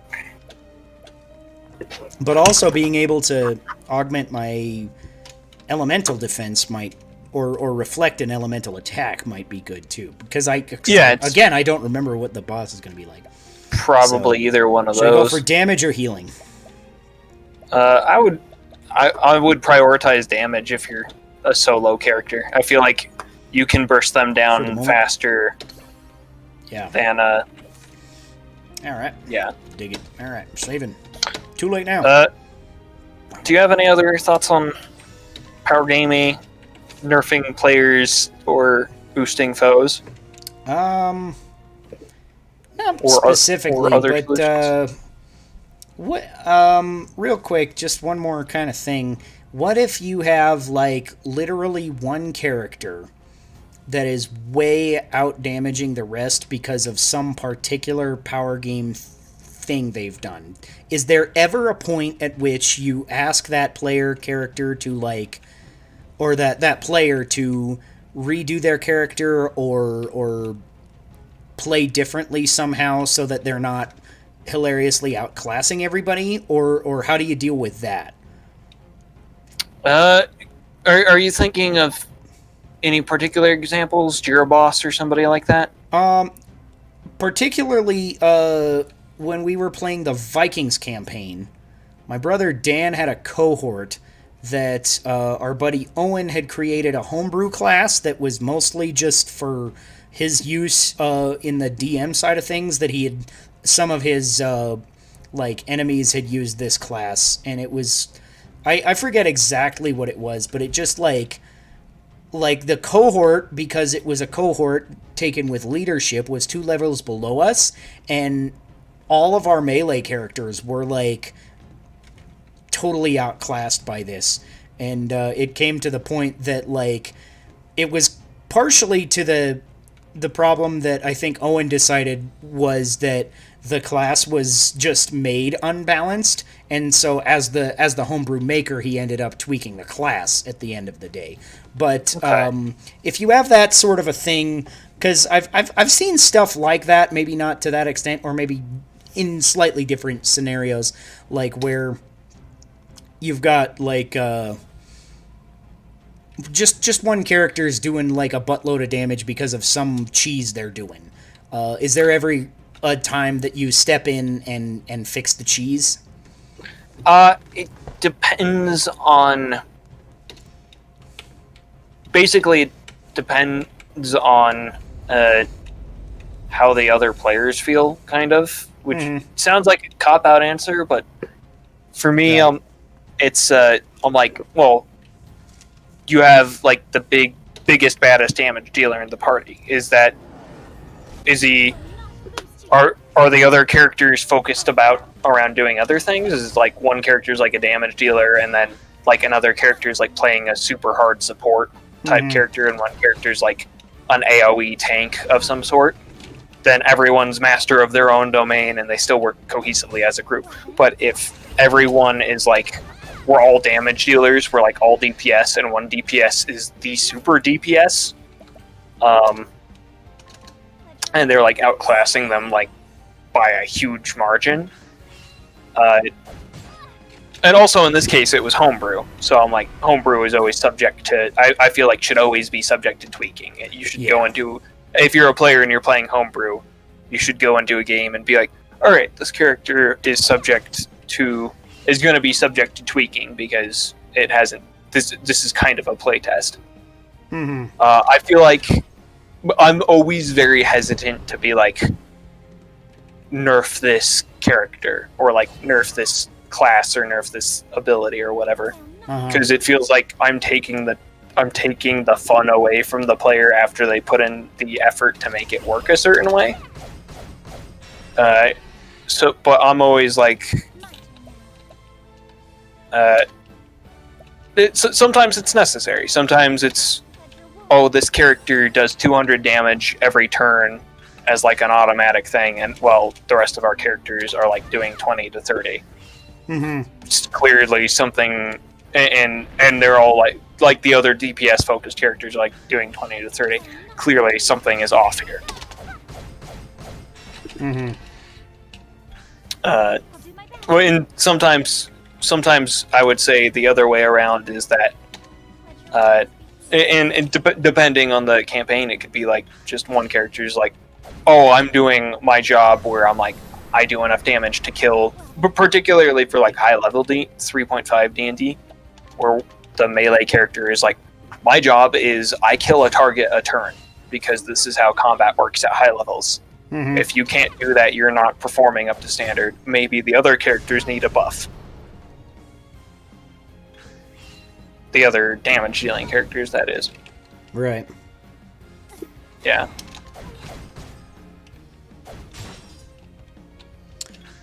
Yeah. So I think that's largely all I got to say about that. Okay. No riffing on that? No, yeah, I more or less agree with you. It's just, like, it's a really situational thing that I would, like, maybe step in, but in general, I think, yeah, just, like, bringing up the, like you were saying at the start of the conversation, it would be better to bring up other players to the Power Gamers level if possible. Yeah, if it's like a thing that makes sense to do. And there's always going to be like wacky edge cases where the Power Gamer is like, oh, I figured out a way to gain infinite strength. And then you as the DM have to be like, alright, good for you for finding that, but I can't let that in the game, because then the other players can be like, why am I even here? Why am I even playing? Mm-hmm. Yeah.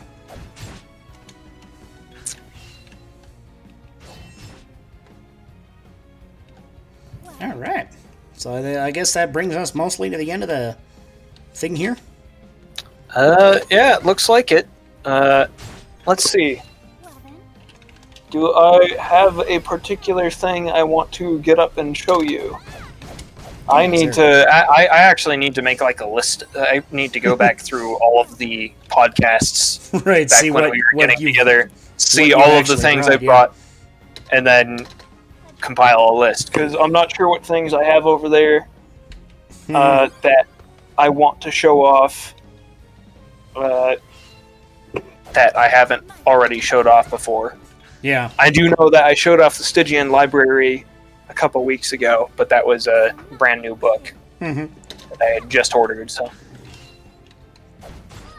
no things from me. Oops. So that brings us to plugging ourselves, and then just talking about random bullshit. So yeah, all right. So as always, I'm your host of Drink to the Past, Spamoman, or Sean Thompson, as I am also known some places. Check me out. I write for TwoGuysPlayingZelda.com and TGPZGaming.com, which is a shit, he summoned a dude. That's no good. But yeah, luckily, so you got Luminous? Luckily I've got that, which I bet that Dark Wisp is vulnerable. Yes, he is. However, the giant golem dude is not. However, let's see. What should I do here? You're at I'm full at full health, health, yeah, so I can take a sec. And is that your plugging of yourself? yeah, basically that's all I have to say. I've got some articles in the works that I keep meaning to get around to, and then I keep not doing them. Also, real quick, I guess I will plug the part of the podcast that is coming up this month. We don't do a ton of actual play, but I kind of want to get into a little bit more actual play. We did some a couple of weeks ago, and we will be doing 2 actual play sessions on the podcast this upcoming month in April.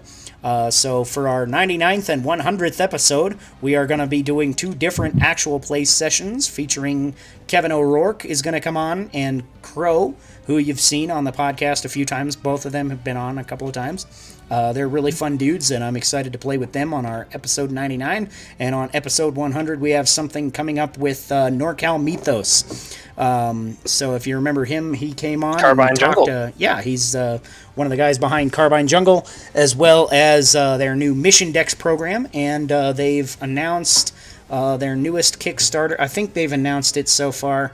I'm not sure how hush-hush they want us to be on it, but we are doing something involving their Kickstarter. So definitely check out NorCal Mythos on Twitter. And they've got... he's a fun dude also, just posting tons of great TTRPG solidarity kind of things, and really, really a great guy in the tabletop community on Twitter. And I am Chris. Seriously needs to polish and edit some stuff. Audette.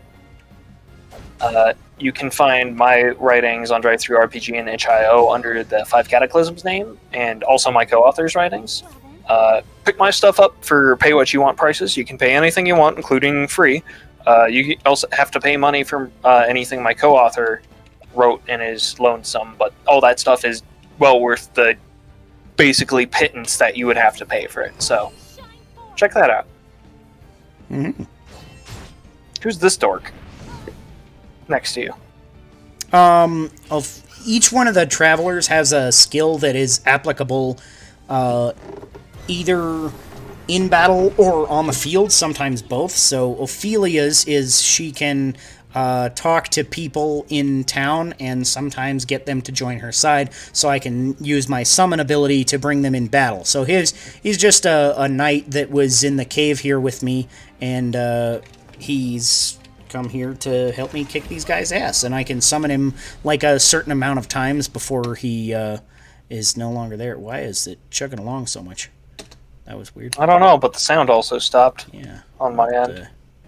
Something opened in the back. Oh, there it's back. Another window opened in the background here. My settings opened? Why did my settings open? What the hell? That's a good question. This is a good time of the podcast to have this problem, I'd say. Close this. Yeah, that's weird. Okay, what am I doing? Okay, so hold on. So yes, I want to boost because I want to break him. So he's going to be broken. That's going to help. Alright, and then I can self-immolation. Oh shit!